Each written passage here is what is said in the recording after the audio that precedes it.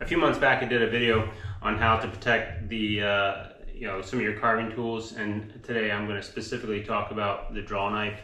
That involved a piece of loose Velcro, and I've improved it a little bit by attaching the Velcro to the clear vinyl tubing. So let's go ahead and get into it, and I'll show you how I made it. So what I started out with in my my previous video is just a piece of vinyl tubing, and the vinyl tubing should be such that the back of the blade is higher than the tubing, and I just wrapped a loose piece of Velcro around it. The problem with that is two things. One, these two pieces can get separated and you're looking for different pieces. And two, the Velcro can slide off the end of the tubing. So if it's not tight enough, it could slide off, and your tool could become exposed and therefore get chipped. So I've come up with this. It's basically a piece of adhesive Velcro adhered to the tube and just wraps around, and you don't have to worry about it getting lost. I just created a little jig here. This piece of wood is perpendicular to the backstop that I created. The backstop is so I can slide my piece of tubing down and adhere the Velcro as close to 90 degrees as possible. It's not the end of the world if it's not perfect. You can kind of trim the Velcro up to make things work. The first go around, I didn't do that. You end up with a piece of Velcro that's adhered a little off center. This will give you a little bit better result, but you don't have to go through this much trouble.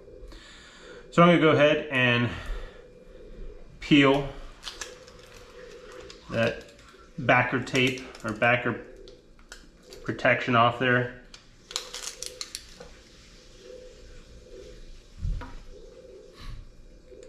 And I'm holding it into the jig, which is some thumbtacks. I'm going to center this on the jig because that Velcro is centered on it. And it's going to slide it down until it sticks. Press it in, roll the back up, press it to the pipe. Tubing, excuse me. Alright, so then we're just going to go ahead and pull one pin and go ahead and actually got to pull them both. We're done with this jig. I'm just going to roll that into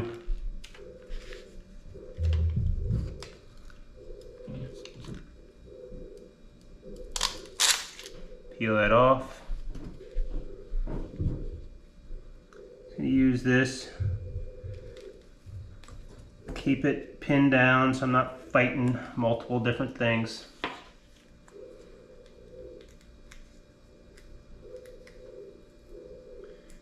Then this piece of Velcro just sticks on, and my goal is to have no sticky adhesive exposed, but to have the seam as close to, or have where the hook portion of the Velcro is close to, or starting as close to this seam in the tubing as possible.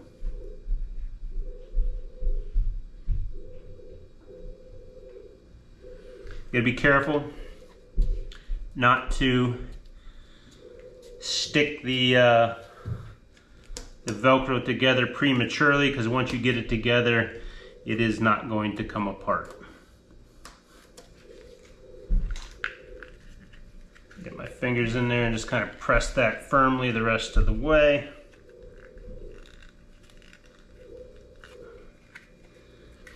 It helps to wipe the outside of this down real well with some type of solvent to make sure you have any skin oils off of it. you know, I'd recommend just some rubbing alcohol. And once this stuff gets on your scissors, it's a pain in the neck to get off. And alcohol doesn't seem to be enough. I have this solvent that's, I'm gonna trim that a little shorter. All right, this solvent, that is a citrus-based solvent. It seems to do the trick. Just kind of gums your scissors all up. The only downside to the citrus-based solvent. And if you have anything overhanging the adhesive, just take your scissors and trim along that edge.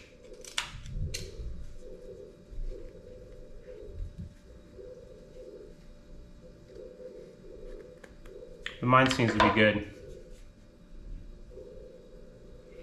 There it is. I mean, if you do a better job than me, you'll get this closer to the seam than that. It doesn't matter. As long as you get some good overlap there, that's all you need. If you don't use a jig, you're gonna get them misaligned, and you just have to kind of trim the Velcro. If you use wider Velcro, you're gonna be hard pressed to not make it work with 1.5" Velcro. And that just wraps around. And this particular Velcro that I'm using is Velcro brand. It's 1.5" wide. It doesn't need to be that wide, but this worked well. And I will tell you too, this is my second shooting of this video and had to rip one of these off. It adheres really well to this tubing, so it's not going to come off anytime soon. I hope you enjoyed today's video. If you did, please like and subscribe. I hope to see you next time.